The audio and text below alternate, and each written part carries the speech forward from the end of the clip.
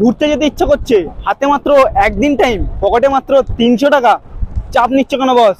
চলে আসো বকখালি। কিভাবে আসবে, কোথা থেকে আসবে, কি খাবে, সমস্ত কিছুই থাকছে এই ভিডিওর মধ্যে। তো ভিডিওটা প্রথম থেকে শেষ পর্যন্ত দেখতে থাকো। নমস্কার বন্ধুরা, তোমাদের সকলকে আবারও সুস্বাগতম নতুন একটা ফ্রেশ নিউ জাগানাগা ব্লগ ভিডিওতে। তো বাঙালির ভ্রমণ লিস্টে কিন্তু সবার প্রথমে যে নামগুলো থাকে সেটা হচ্ছে কিন্তু দীপুদা, মানে দীঘা, পুরী, দার্জিলিং।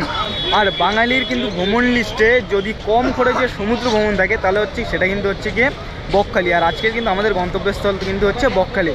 তো বকখালি থাকা, খাওয়া, ঘোরার জায়গা সমস্ত কিছু কিন্তু থাকছে এই ভিডিওতে। তো ভিডিওটা স্কিপ না করে প্রথম থেকে শেষ পর্যন্ত দেখতে থাকো। তো যারা যারা এখন আমাকে চ্যানেল আমি দিবানা তোমরা দেখছো কিন্তু ছোট্ট দিবান ব্লগস, তো অবশ্যই যারা যারা চ্যানেল নতুন অবশ্যই চ্যানেলটাকে সাবস্ক্রাইব করে ছোট্ট ভাইটাকে সাপোর্ট করো। তো চলো, এখন রয়েছি শিয়ালদা স্টেশনের বাইরে। তো এখন ভেতরের দিকে যাই, গিয়ে আবার তোমাদের সাথে কথা হচ্ছে।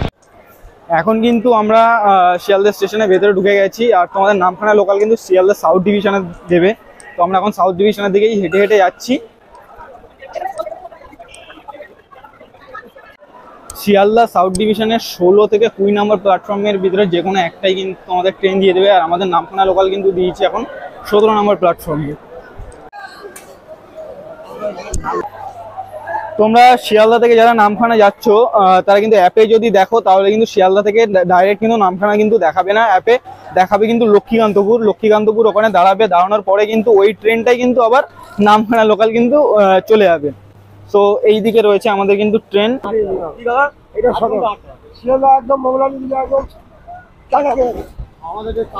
শিয়ালদা থেকে নামখানার উদ্দেশ্যে কিন্তু আমাদের ট্রেন কিন্তু ছেড়ে দিয়েছে। আর এই ট্রেনে করে কিন্তু আমরা জার্নি করতে চলেছি টোটাল 108 কিলোমিটার পথ।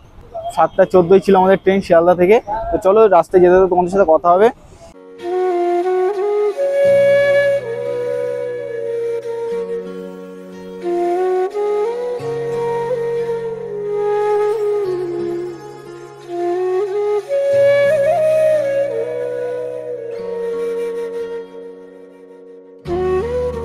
এখন বাজে ঘড়ির কাঁটায় ঠিক 9টা। আর আমরা কিন্তু এখন এসে পৌঁছেছি লক্ষ্মীকান্তপুর।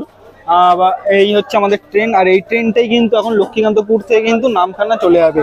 আর ঘড়ির কাঁটায় এখন সময় 10:15। আমাদের ট্রেন এখন এসে পৌঁছালো নামখানা স্টেশনে। আর এই হচ্ছে নামখানা স্টেশনের ভিউটা।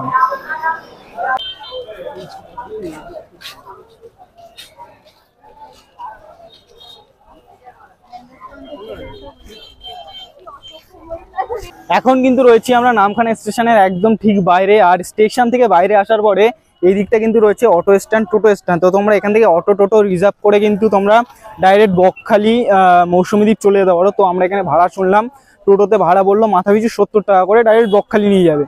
তো আমরা এখান থেকে আর কি উঠবো না অটো বা টোটোতে। আমরা এখান থেকে কিছুটা পথ হেঁটে যাওয়ার পরে কিন্তু রয়েছে মেন রোড। তো ওখান থেকেও কিন্তু অটো টোটো বাস পাওয়া যায়। তো এখানকার থেকে তুলনামূলকভাবে কিন্তু ওখানে কিন্তু ভাড়া অনেকটাই কম। তো সেই জন্য আমরা ওখান থেকে উঠবো। তো ওখানে কত কি ভাড়া না ভাড়া সমস্ত কিছু তোমাদেরকে এই ভিডিওর মধ্যেই বলবো। তো ভিডিওটা দেখতে থাকো। ওইদিকে রয়েছে নামখানা স্টেশন। নামখানা স্টেশন থেকে রাস্তা দিয়ে হেঁটে আসার পরে তোমরা কিন্তু এখানে কিন্তু টিফিনও করতে পারো। এখানে কিন্তু রয়েছে কিন্তু এরকম হোটেল, রাধাকৃষ্ণ হিন্দু হোটেল রয়েছে। তো এই রাস্তা ধরে সোজা হেঁটে গেলেই কিন্তু হচ্ছে মেন রোড। আর মেন রোড থেকে কিন্তু পাওয়া যায় বাস, টোটো, অটো সবকিছুই পাওয়া যায়। তো মেন রোড থেকে কিন্তু আমরা টোটোতে উঠে গেছি। টোটোতে আমাদের কিন্তু ভাড়া নিয়েছে 60 টাকা করে। আর স্টেশনের ওখান থেকে যেটা বলছিল ওটা ছিল কিন্তু 70 টাকা। জাস্ট তোমাদেরকে এবার একটা ভিউ দেখাতে চলেছি ভাই। মানে আমার তো আগে যেবার আমি মৌসুমী দ্বীপে এসেছিলাম সেবার জাস্ট এই ভিউটা দারুণ লেগেছিল। ঠিক আছে, তো চলো ফোনের ক্যামেরা না, এবার গোপ্রোতে ভিউটা দেখা যায়। আমার একলা আকাশ থমকে গেছে রাতের স্রোতে ভেসে, শুধু তোমায় ভালোবেসে। আমার দিনগুলো সব রং চিনেছে তোমার কাছে এসে, শুধু তোমায় ভালোবেসে। তো গাইস, ওয়েলকাম টু বকখালি। টোটো কিন্তু আমাদেরকে নামিয়ে দিল বকখালি বাস স্ট্যান্ড। আর এই হচ্ছে কিন্তু বকখালি বাস স্ট্যান্ড। তোমরা অটোতে, টোটোতে, বাসে যাতে আসে না তোমাদের কিন্তু এখানেই নামানো হবে। এবং এখানে নামানোর পরে কিন্তু এই যে রাস্তাটা দেখছো এই রাস্তাটা ধরে হেঁটে গেলেই কিন্তু সামনে রয়েছে সমুদ্র।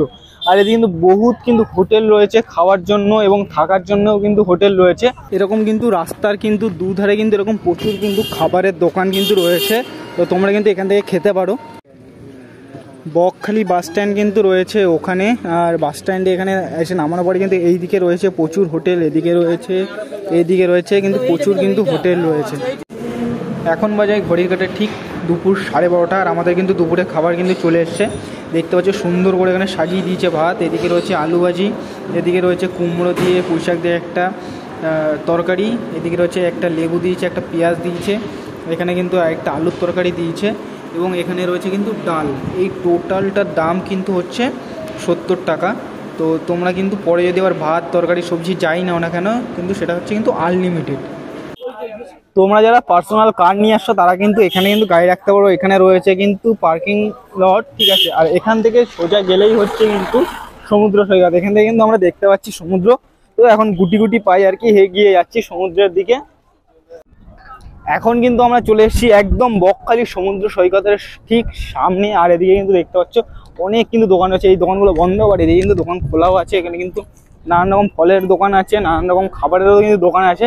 আর এদিকে দূরে কিন্তু দেখতে পাচ্ছি কিন্তু জল চলে গেছে, অনেকটা দূরে কিন্তু জল চলে গেছে। তো চলো এখন গুটি গুটি পায়ে আমরা যাচ্ছি এবং তোমাদের সাথে সমস্তটাই শেয়ার করব। চলো, এখানে যে জলটা রয়েছে এই জলটা এখন পেরিয়ে আমরা যাচ্ছি মেইন যে ওইদিকে যে সমুদ্রটা, যেখানটা আর কি বেশি জল রয়েছে ওই দিকটা। তো গাইস এখন আমি যে তোমাদের যে কথাটা বলতে চাইছি সেটা আমার ব্যক্তিগত অভিমত। তো আমি আগে দীঘাও গেছি, সেই ভিডিও তোমরা দেখেছো। ফার্স্ট টাইম বকখালি এলাম।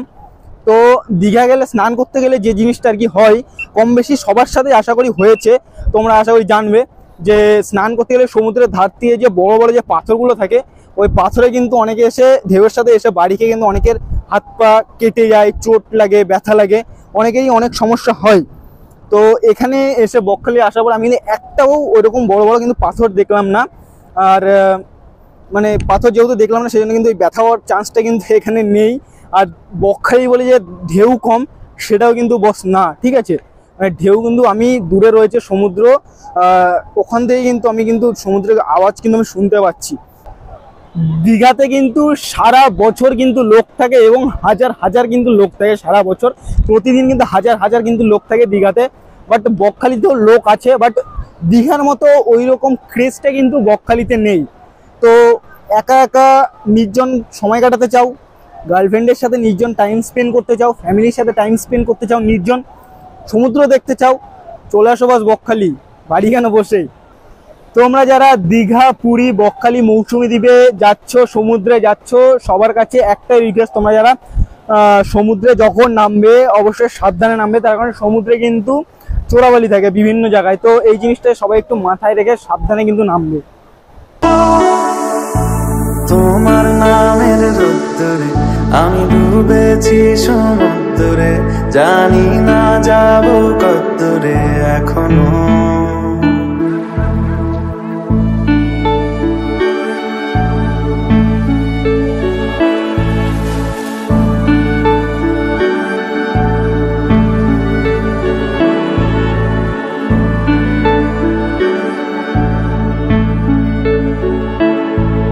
এটা গল্পকার দেখো লিখছে কে, বলে অন্ধকার আলো শিখছে কে, কিছু আবদারে জানি নেই মানে তোর সঙ্গে আমাকে নেই।